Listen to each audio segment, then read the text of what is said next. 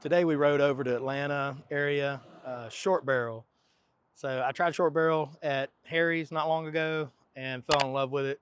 So I reached out to Sam and Clint and said, hey guys, I'd love to come by, see what you guys have going on, try some of your products and learn a little bit about the brand.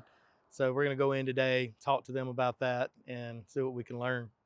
So we're at Short Barrel today. I came over to see Sam. He's going to run me through, tell me a little bit about the history of Short Barrel, some of the stuff that they've got here, and some of the things that they've got coming up. I recently learned about Short Barrel when I went over to Rome Liquor with Harry, try the Bee's Knees Sap Squatch. I was like, you know, there's no way I'm going to like a maple finish. Just let me get the Bee's Knees. And Harry's like, here, taste both. I ended up leaving there with the Sap Squatch and leaving the Bee's Knees because I didn't have the money to buy both. But really liked it. And then went back a few weeks later and Harry had the double oak and he had that hazmat 9-year cognac finish that I told you about. Bought both of those and recently tried the cigar batch 2. Blown away. Like by far to me, that was the best that I've had so far. So yeah. And so today, these are just some of your base offerings that aren't finished and to give me just a premise of what the baseline whiskey is, right? That's exactly what we're doing. So this is what we like to call our intro tasting. We do this because we want everybody to, especially those who maybe haven't had our brand before or maybe like have only had finishes and stuff like that. We want to kind of introduce you to the DNA or the base level of everything we do. For sure. There's everything started in this in some way, shape, or form. All of our blends, single barrels, all of that came from this core lineup. Gotcha. With that being said, a little history about the company. Short Barrel is a 5-year-old company this year. They started as a barrel picking group pre-2020. Okay. With that, Adam, Clinton, Patrick, and a few other guys, they went to different distilleries and stuff like that and would pick single barrels for different stores and whatnot. Okay. They picked up a pretty solid reputation pretty quickly, picking somewhere in the ballpark of 350 barrels in about 4 years. Nice. Feel free to fact check me on that because I usually get that statistic kind of messed up. Regardless, it was a lot. It was a lot of barrels with a very, very strong palate. Awesome. Speaking of which, Clint, this is Mr. what's Clinton. going on, man? Very nice. Yeah. Nice to meet you, man. Clinton is not only one of the owners, but he is our master blender as well. Right on. He and myself do a lot of the blending and spearheading for a lot of the flavor profiles. So started out as a group of guys doing Oh, yeah, barrel just, picks. yeah, a couple of become well known for what they were picking. People were liking it. You know, with their profiles evolving and stuff like that, they had a little bit of a Sunday fun day on one barrel pick and ended up buying more than the one barrel that they were bidding for. With that stock, they sold off effectively about half of it in less than 6 months. So it's about 16, I think they said it last time they told me it was about 16 barrels. They sold 8 in the first 6 months. Used those profits to start building up what you see before you today.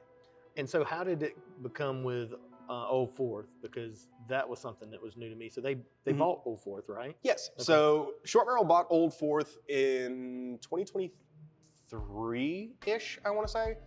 May of that year, we brought everything into one facility. So we left Edgewood, brought it over here, and started organizing everything through one roof. Okay. We do plan to keep both brands alive and well. Old Fourth is Atlanta's oldest legal distillery. No kidding. It celebrated its 10-year anniversary last September. So are y'all still distilling their recipe? We are not. Okay. We put our own little twist on the recipe, cleaned up a lot of the product and stuff like that, and started a lot more marketing, a lot more push. So Gotcha. Consistency was our big thing that we wanted to create when it came to the Old Fourth system, or the Old Fourth recipes, is we wanted to be, when we put out a bottle and bond, we wanted a very consistent 5-year profile. Gotcha. Of course, we recently released our 10-year as well for the anniversary set, and of course, we're going to keep that one rolling as well. And we want to make sure that we are very consistent in those profiles and those flavors. So basically just carrying their label forward to kind of pay homage of like where y'all kind of started from, I guess. Yeah. Because I mean, so how did that play? How did the purchase of Old Fourth play into Short Barrel becoming what it is? Because it almost sounds like to me that Short Barrel could have been without Old Fourth. So Short Barrel could have existed without Old Fourth entirely. When the original owners put it up for sale, it was kind of like a shocking moment for us. You know, a lot of people talk about, you know, the bourbon bubble popping and bourbon industry having all these issues and stuff like that. When we saw Old Fourth was going up for sale, the owners, it's not that the company was going down by any means, it's just the owners were tired. You know, they're doing it for 10 years, ready to retire, take their earnings, and live out everything they wanted to do. So we came in and acquired the brand, and the first thing we just said was, we're not getting rid of it. This is a staple. It's Atlanta. It's been here 10 years. This is something that we couldn't see go away, so we picked it up as quickly as we could. I like it. I like it. And so, Short Barrel as it is, you guys source from all over the place, right? Oh yeah. We saw some Green River stuff back there. We saw some MGP stuff. Oh yeah, we've got Green River, MGP. We've got a little bit of saw some Bardstown back there. Lots of Bardstown, Treaty Oak. We've got some Heaven Hills hidden somewhere. And those left. Bardstown is a similar type story to what you guys are doing. They're on a lot larger scale. They came in with a ton of capital, but that's really cool that they were like, hey, we're gonna distill our whiskey. It's gonna age at least 6 years before we put the first one out. So we're just gonna source, and we're gonna blend the sources that we get, and we're just gonna be our own. Oh yeah, I mean package. It's very cool when we get the chance to work with source products, or at least I like working with source products. For sure. A lot of times when these barrels are getting sold off, if they're not specifically made for us, we're buying extras. So like other companies will, contract distill out recipes and stuff like that as well. And then we'll either buy the extras or buy the ones that don't fit their profiles. Gotcha. Yeah, I know old Dominic does that. Old Dominic sends all their stuff up there. He has it distilled and sent back to GP. And then I know that like Jonathan with K-Luke, he's using Bardstown for a lot of his stuff, sourcing, bringing it to them. They're blending it, and then he's tasting it back home and telling them how to tweak the blends, right? Yep. So we won't necessarily send it back. What we'll do is once we get a hold of the barrel, it's all done in-house. So we'll bring all that here, we'll taste it and tweak it in-house, be it, maybe it needs heat, maybe it needs time, maybe it's like, all right, this is really good as is, we need to kind of like homogenize it and get it to settle off a little bit. So we'll, where everything is in the warehouse, how long we're keeping it, it's all very strategic. Gotcha. And we do that because we want to create the best version of that barrel. We specialize in our single barrels, and we like all of these barrels are delicious, or they wouldn't have made it here in the first place. That's crazy to know. I mean, so you were telling me earlier around 1,700 barrels? About 1,700 barrels currently. And so you guys have tasted every one of these 1,700 barrels? And damn near it. That's wild. I mean, of course that happened over time. I mean, it's not like granted, we received somewhere in the ballpark about 300 barrels on the last shipment. Okay. And we didn't sit there and taste 300 individual barrels. I'd still be laying on the floor if that happened. Right. But we we usually check the very first one, the very last one, and then a couple in between. And of course that's done by source. So like when we get in a bunch of Green River stuff, we're gonna taste and see. It's like, okay, this is the profile. Spot check them, yep. Make sure that it's the same thing we're thinking of. And we just, sometimes you get some lighter pills than others, and that, that's the Angel's cut. Right. As much as I'd love to say, hey, give that back, I can't really do much about it. That's right. So it's all about kind of strategically checking and figuring out profiles and taste and stuff like that. As you know, single barrels have completely different profiles. Right. The main thing we're looking for when we get them in is make sure the baseline is the same. So we talked earlier about, not quite your traditional rick house setup here. Like you said, y'all don't manipulate the temperature frequently, so it does get that cyclical type thing. But I would assume that you guys probably aren't experiencing a ton of loss on Angel Share. Is that a bad assumption? Do you guys still lose a pretty good bit? Or we still lose some. I wouldn't say that we're as much as others, but I mean, just like everywhere else, it's all about the main preventative that we see for Angel's Cut is the humidity. George is at this fun little place where it's a nice cross section of everything, so we get everything that Kentucky gets. Yep. We get an ocean spray from the Atlantic. We get a lot of the heat from the south, from Florida and all that. And then of course we get the nice cold polar winds that come in from the north as well. It's freezing right now. It's gonna be 17 probably Thursday, I think is what the weatherman was saying. So we're getting these fun 70 degree, 75 degrees, and then it drops down to 17 and everything in between. I don't like it because I don't know how to dress for the day. But yeah, there's no doubt. That's right. Welcome to the South. Yeah, right. You need a jacket in the morning and a t-shirt in the afternoon. Ain't that the truth? Yeah. But these barrels love it. For sure. I mean, they're getting active in that. Constant expansion and contraction and stuff like that. It happens so often that when we're closing down here and all the machines are off and it's quiet and everything, you can start hearing some of these barrels kind of creak a little bit. Come on. Really? And it is awesome. both amazing and terrifying. I remember my first I think it was first week working here, I was closing it down and went to go check to make sure all the machines were off and stuff like that. And I started hearing that creaking and I was like, well, this place is haunted. I'm out of here. That's funny. There's a lot of spirits in here. Oh yeah, lots of spirits in here. And if there is a ghost, you know, have a drink on me. Right. Well, cool. Yeah. Well, so this is your toasted small batch, right? Yes. So this is definitely the very beginnings of short barrel. Okay. There's two types of barrels that are used in the barrel and the bourbon and whiskey creation. One is a barrel and one is a toasted. And that's more of a broad kind of, you know, finishing for the barrel versus like the actual barrel type. You know, sure. Of course, there's, you know, different woods and so on and so forth. But we use those two when it comes to the actual barrels. For our toasteds, we use a medium plus toast, and we'll actually use hybrid barrels as well. So we'll actually have them charred on the outside as well. Okay. And then of course we use our traditional char barrels, which we use any 3s, 4s, and 5s. So you'll toast it first and then char it? Is that what Yeah. you're saying? So the heads will be toasted, and the staves will be charred. Okay. Cool. Mm-hmm. And that's that is both the same for our toasts as well as our double oaks. So our double oaks will only use fresh virgin barrels, just to try and get the most flavor we can out of it. Right. For the toasted batch, a lot of times it will be that same recipe, but we'll often have these barrels rejuvenated. That way, you know, it's still a toasted bourbon. Right. But it's the barrel isn't. We don't see as much exposure to the previous product that was inside of it.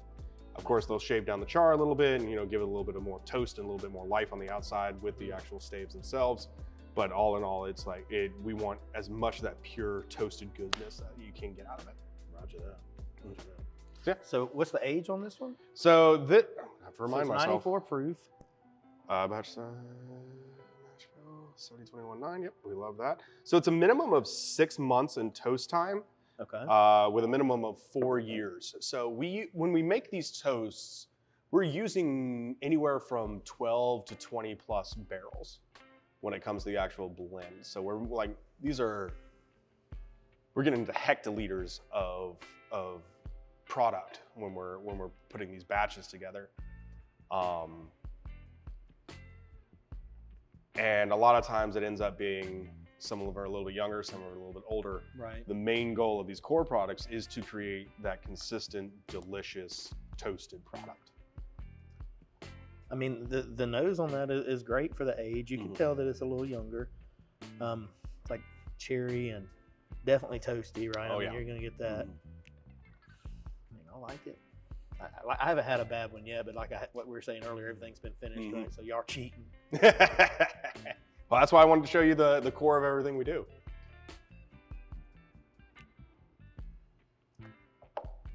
Why would you finish that? That's my question. That's a great question. I'm glad you do, because your finished product's good. That's really good. Thank you. For 94 proof, I mean, it has a ton of flavor.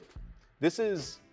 And I'm gonna tell you right now, if there's one I don't like, you're gonna hear it. Oh, please do. You're gonna hear it on camera. I mean, like I said it, you know, before we mic'd up, is I will try to put out everything good that I can create. I will never say you're gonna love everything I make. That would be absolute insanity. For sure. And you know, the people that follow me when I started this, and I named it Brutally Honest Bourbon, I think everybody thought, here comes a guy that's gonna bash on every whiskey out there. He's gonna tell us the truth, and he's gonna tell us they all suck, you know? And my wife was like, you picked the wrong name, dude. Like, you like way too much whiskey. There's very, very few. There are some. There are very few that I don't Well, like. I mean, every, and I say it, I think everybody wins and everybody drinks. There's zero reason for anybody to love exclusively my products. Or switching over to the Old Fourth, which I like to do all bourbon and then all rye. That way we don't overpower the palates. So this one's 100 proof. Yep. This is our 5-year bottled and bond. 5-year bottled and bond. And so you were telling me that Old Fourth was the oldest producing distillery in the state of Georgia? Or oldest legal distillery in Atlanta. In Atlanta. I do not know off the top of my head. Atlanta. Okay. I do not know off the top of my head if we are the oldest, but we were the first ones to get our license back. So oldest legal distillery. Now, when y'all bought, did you have to change your DSP, or were you able to keep theirs? We were able to keep it. Technically, awesome. It fell under our DSP, the ShortBarrel DSP. Oh, did it? So we were able to keep everything kind of under one roof and stuff like that. distilled at MGP in Indiana. You can't be any more clear than that. You know, we see distilled in Indiana, we're like MGP, we just know it, right? Yeah. And that to specifically say at MGP, Oh, I love it, right? We're going to be completely honest from top to finish. We never want anybody to feel like we're hiding anything. And of course, if anybody has questions, they're more than welcome to ask us. That's the best way to be, I think.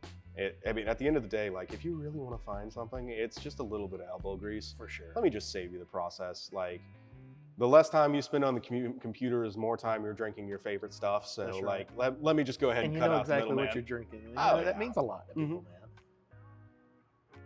That's really nice. Yes. These bottled in bonds, both the 5-year and the 10-year, exemplify a very traditional, old school style flavor. But a lot of times, you know, the Bottled in Bond Act, if I remember correctly, came around in the 1800s was the initial use of the Bottled in Bond. I think it was 1827, somewhere in that ballpark. But that was the first Bottled in Bond Act. Came around about then to make sure, you know, nobody was using the top of the batch. I mean, you have all these stories about like moonshiners going blind, losing teeth, limbs falling off, forearms, like hallucinating and stuff like that. It's because they're constantly inhaling the toxic fumes off the top of your blend. Right. Or I'm sorry, not of your blend, of your distillate. Not cutting your head. Not cutting your head, exactly. So Bottled in Bond Act came around with a set of laws to help prevent that from getting into the customers. For sure. And a lot of other stuff. And a lot of it. Exactly. There was so much nastiness and like, but now, you know, with this set laws, it made it a lot easier to make clean, real bourbon. For sure. There's a lot to be respected about the Bottled in Bond Act. Oh yeah. With that being said, you know, because it was such a regulated thing and like, you know, it was the definition of a safe product. A lot of times when people think of very classic, very baseline level flavors for bourbon, what they're actually thinking of is Bottled in Bond. Those very, you know, straightforward caramels and oaks and those traditional bourbon flavors are is now the base profile of Bottled in Bond. That, I mean, always has been. For a 5-year MGP, there again, MGP has so many different mash bills. Oh, yeah. So it's hard to say you love all MGP. But what I have found typically is MGP with a good bit of age, and for me, a good bit of age is 10 plus, 9 plus. I really like that to be a 5-year MGP. It's very good. I mean, it's got a great mouthfeel to it. It's got a good flavor profile. It doesn't have a crazy long finish, but there's nothing off-putting, nothing bitter. This is definitely a very classic bourbon. Very classic, very. Doesn't need to be too long, too finishy. It's got some honeys in there. You can definitely get that raw tingle on the tongue. I mean, it's got some fruit to it. It's good. Thank you. It's good. Don't know which one I like better though. I hear that a lot. The toasted one for me doesn't have the oily, viscous like mouthfeel that I like that this one does, but I do like the flavor profile of that one. Oh yeah. Toasteds to me tend to have a little bit less of that oily mouthfeel. Okay. Mainly because they're exposed to fire longer, and personally, I feel like it strips out a little bit more of those oils. Okay. And again, that's my own personal palate. I know like the whole chill filtering thing that usually robs it of all the mouthfeel. Yeah, and we do a non-chill filter. Okay. We want this to be as close to the true barrel flavor as possible, especially in our single barrels. Like we want to make sure that you are tasting exactly what you're getting out of that barrel. For sure. So for these blends, same process. The proofing does kind of bring back some. I mean, very few things ever come out of the barrel at 94, and if they do, there's a whole lot of questions behind that. Going on. Yeah. So we got to figure that out. But none of our stuff really comes out of the barrel at that proof, so we have to bring it down. But that's a very long process. We do a slow proof. We don't ever like to speed anything, so we take our time with it. Gotcha. So the next one we're going to do is actually the Old Fourth Rye. Okay. And is it like a 95.5 or? It is a 95.5. Okay. It's a 95.5 MGP. That's good. And what we do with this one is, well, the reason I want to do this one first is it's just like kind of the bib to the toasted. The rye on the Old Fourth side is not as deep in its complexities. Okay. So it's a much more traditional, kind of more upfront rye. This is definitely, if I were to pitch this rye to somebody, this is the rye to get people to start on ryes. Okay. It's not that big wild finish. You know, I've when I first started in whiskey, so many of my friends, I immediately took to rye for whatever reason. I don't know. High rye bourbons, rye whiskey, I loved them. But so many of my friends wouldn't even try them because they were like, oh no, so-and-so told me that rye just punch you right in the mouth. And there is a very specific style of rye. It is, and there's so many different types of rye. And did you malt the rye? Or, exactly. I mean, there's a very specific. You can't put them all in the, one category. Just like wheats, like a lot of wheats give off that old hay grass. I don't like that, but not all wheats do that. A lot of your ryes can give off like mint, and I don't care for that, but not all ryes do that, right? Exactly. So, that one's got a unique nose, very floral.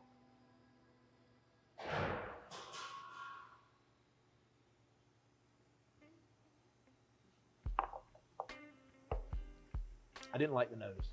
That's fair. When it hit the palate, game over. That's what I'm talking about with mouthfeel. So explain to me that. Like, why is that one so almost like syrupy? Like, it's just really thick going across the tongue. So when we did the blend for this, it's another like wide variety of years as well. We're talking this one, I believe it's not as wide as the toasted, where we saw those everything from 4 to I think it was 9. Minimum of 4, like, this one also minimum of 4. But when it comes to these ryes, especially the 95.5s, we get this very oily, viscous, very velvety mouthfeel. Yes, and I'm a sucker for that in whiskey. Oh yeah, it's just this big, like, long finish that comes on these 95.5s. We see a lot in this particular mash build. And as much as I'd love to say, like, it's, because of this barrel, it's because of this temperature, it's because of this X, Y, Z, there's really no way I can put like a thumbtack in it and be like, this is why. The only consistency that we see with this rye that gets this mouthfeel is the fact that it's a 95.5. So that one is, I tend to like the darker flavors. That one's brighter in flavor. It is a little floral, and I'm not a big floral guy. Those four roses I don't dig. I don't know why. Fair, yeah. I found a couple that I can, the OESO and OBSOs, I deal with those, but in the single barrel proofs, right? But so the flavor of that one is delicious. It's not a flavor profile that I prefer because it is brighter and a little bit floral, but that mouthfeel is phenomenal. So I could drink that, no problem. Oh yeah, if you pulled that off the bar, I'd be like, heck yeah. Give me so this is definitely our when we put this product out, and especially local bars and stuff like that, we're aiming for this to become the well rye. Okay. Like, we understand we want a big, versatile rye. We want something that can become a Manhattan and keep that big mouthfeel without overpowering any of the vermouth or any other thing in your cocktail. But it can also be the replacement for some of your like Kentucky Derbies, or maybe if you want something a little bit off the wall and want a Kentucky Mule with rye or something like that, it blends with the ginger beer. For sure. Yeah, I can see it with that. We want a extremely versatile rye that can also be drank by itself and allow people to experience ryes, especially first-time rye drinkers, that they don't have to worry about those big punchy finishes. It's absolutely delicious, and so I think like there's always that place for it, because what you just described is more of like a almost summertime, springtime, a little cooler type drink. It's that, right? Oh yeah. It's bright, cool, refreshing. That mouthfeel's phenomenal. This is more like sit by the fire. It's a little colder. I want something darker. This one reminds me a lot of like, well, soon to be Thursday. This is yesterday's whiskey. This is Thursday's whiskey. Exactly. But yeah, we wanted something that's definitely more open. I want you to give me something that I can spit out on camera. I want to be like, oh my God, that's terrible. Like, where's that? I mean, there's probably a barrel in here. I'm sure I could find something you'll hate. Nobody has seen me hate anything on camera. We did the best under 20, I think, and I nearly spit one of those out. I think I've got some vodka GNS that you can hate. Yeah, we hate that just right off the bat. Well, I mean, at 190 proof, it's probably illegal to put in a cup. Wow. Yeah. Don't light anything around that. No. Go. This is a non-smoking facility, non-fire facility. That's what my wife said about my house. She was like, if our house catches on fire, we're done. Like all that alcohol in there. I am surrounded by accelerants wrapped in fuel, covered in ignition fluid. 24/7. 24/7. Or yeah. here. I'm so saturated in it nowadays. Like I worry about going home sometimes. It's like, all right, cool. You know, it's So cool. this is what your rye 101. Yep. It's 101 proof. Mm-hmm. I'm blind as a bat. No, you're fine. I call them my pawpaw peepers. So minimum 6-year, 4 to 12 barrels, 95.5, MGP, raised in Atlanta. I like that. I like that whole saying. But and that's in itself makes that juice unique. You can't just say, oh, that's MGP. Yeah, I got one of those over in Kentucky, or I got one of those in Colorado last week that was MGP rye. I don't like MGP ryes. You haven't had an MGP rye raised in Atlanta. That's correct. Or raised in Kentucky. Kentucky. Everything from like the batch stuff, like you saw on the short barrel side for both of these bottles, we're trying to be as transparent as humanly possible. Because we work with so many individual blends and mixes and stuff like that, like if there's a blend you love more than the others, the more data that you have, the better you are to find what you're looking for. It's so wild that there's so many things. If you really like whiskey, there's so many things you're looking for that would make a sip the perfect sip, right? And it's so hard to ever get all those components together. So I talked to you earlier about rye and then putting off that little bit of mint and me not liking mint. Yeah. There are some of the Four Roses that give off a ton of mint. Very off-putting to me. I get mint off of yours and I like it. So this flavor profile I like better than this one, but I love the mouthfeel of this one a lot more than that one. It's just, so if I could have that mouthfeel and that flavor, that's that's my the goal. perfect rye. Yeah. Right?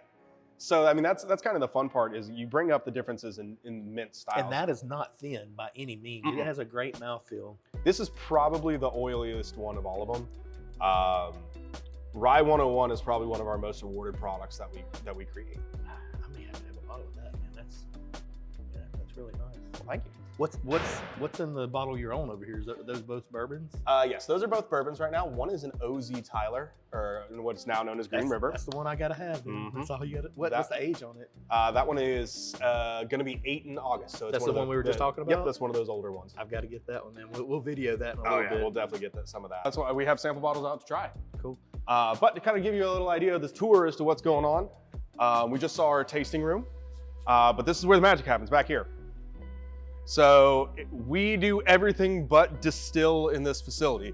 Bottling, blending, testing, tasting, all of it. We don't distill in here for a couple of reasons. The main reason is, well, I don't really have the sky clearance. These larger stills and stuff like that, to put out some of the bottles that we created last year, barrels that we created last year, I would probably need to cut a hole in my ceiling. And I did ask the landlord and they're not okay with that. Not okay with it. Yeah, can't put a hole in the ceiling as much as I'd love to. But we do source as well as make our own stuff. Some of our beginning makes are just now turning 2 years old. So the very first barrel that we as Short Barrel and Old Fourth ever created is currently aging up next to the windows in the tasting room, but it turns 2, just turned 2. Okay. We use a little bit of everything: MGP, Bardstown, Treaty Oak, a little bit of everybody. We're not afraid to get a bunch of different barrels and really start experimenting and trying out and all kinds of stuff like that. What's up with the blueberry honey? Yeah, so that is a beautiful ex-Heaven Hill barrel that we introduced to some blueberry honey and let age up for a little while. We aged that honey for about 45 days.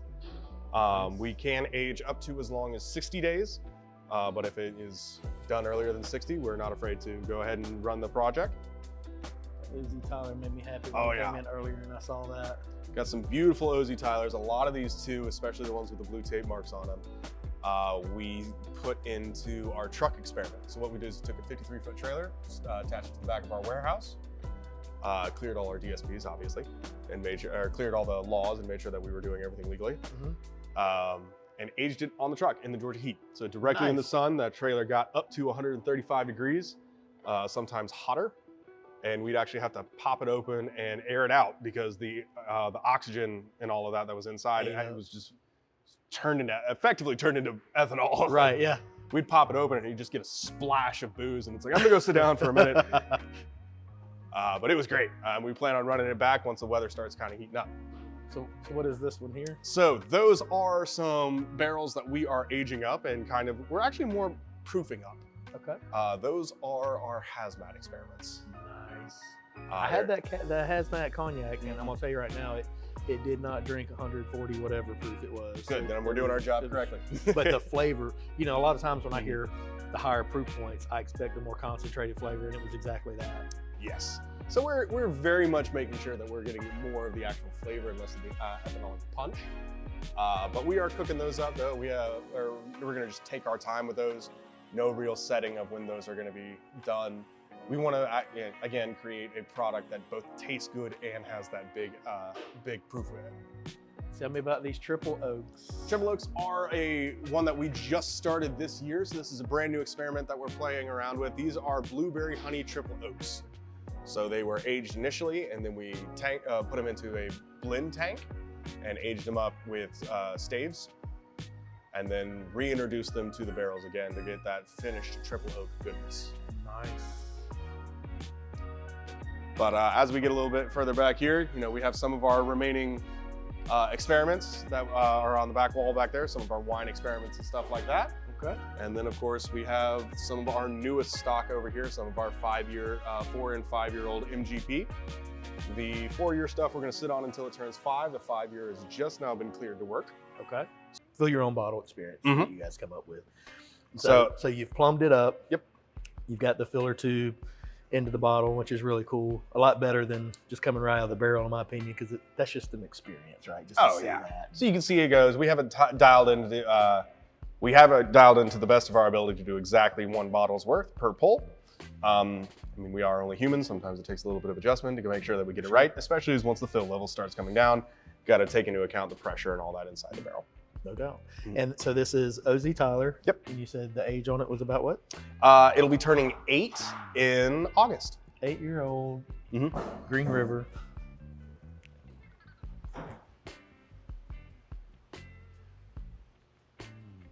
Green River aged at short barrel. Yes. Because Green River doesn't have that flavor profile. No, it doesn't. This has been aged here in Atlanta. I can pick up on the rye spice of it. That tells me that, yeah, that's Green River. I get that a little bit. Everything beyond that, the richness and the depth and the darkness of that. A true OZ Tyler barrel. OZ Tyler barrel. I get some almost like Red Hots. Okay. Cinnamon. It's really good. All right, well, let's do it. Yeah, let's party. So this is the bottle that I need to use? Yep. So what you're gonna do is first we're gonna remove that sample bottle right there, get that out of your way. All right. Take that bottle and you're gonna put it right underneath the nozzle. Perfect. So that side handle off to the side, it's got a lot like a bike handle. You feel that little brake in the back? Yep. Squeeze the brake and pull down. Perfect. It's gonna start filling up in the center chamber.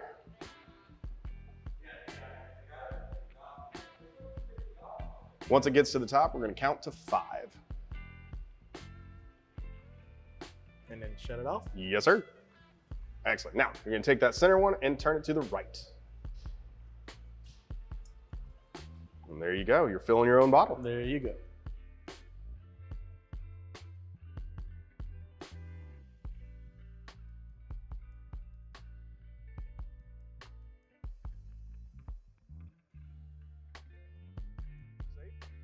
It's just the same char that you'd find if you pulled it directly out of the barrel.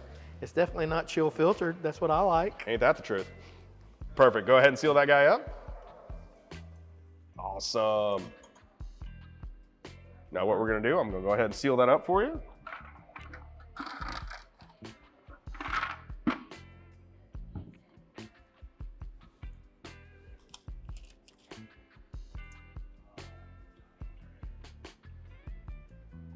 So we went ahead and proofed this.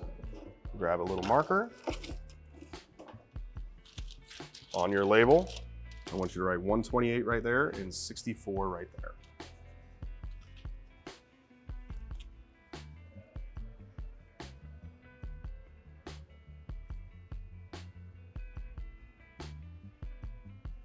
All right.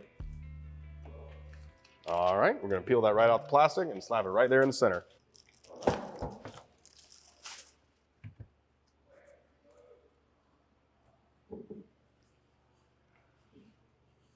For sure. Yeah. There's right. your one of one I bottle like of your it. own. I love it. It's really good. Yeah. As is everything else that I've had here. Love those OZ sets. Man, that's so good. Awesome. Thank you very much for coming. Thank It's been you. a pleasure. All right, there you have it. So sat down with Sam a little bit, talked, learned about the history, drank some of their baseline whiskeys, some of the old Ford stuff that they're putting out too. It's good. Everything was really good. Really like their finished stuff as well, but the whiskey that they're finishing is as I expected. It's really good. You can see that they're sourcing from multiple places, Green River, Bardstown, MGP. So they're getting it from a little bit of everywhere, but they're aging it right here, doing a lot of cool things, aging stuff in 18-wheeler trailers or whatnot. Kind of got to see their operation back there. So they grew from a bunch of guys doing some barrel picks, like 6 barrels, to 1,700 barrel plus operation. Really cool. The guys are really cool. Juice is really good. So you guys keep a lookout for them. If you're not aware, if you haven't ever tried it, let me know. We'll see if we can get you a sample or something. But until the next time, y'all let the whiskey and friendships flow. Cheers.